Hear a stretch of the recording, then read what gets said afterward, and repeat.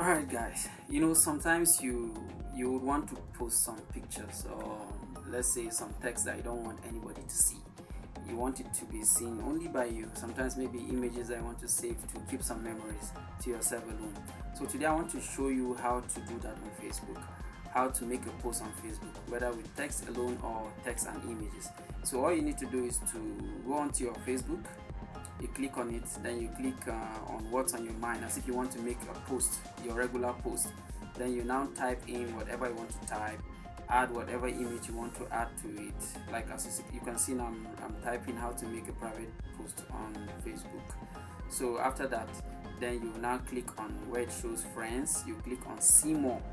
Once you click on see more, you click on only me, and you click on done. When you're done with it, then you click on post. So any post you make with these stages I showed you will only be seen by you and you alone. As you can see, it's showing locked. That means it have worked.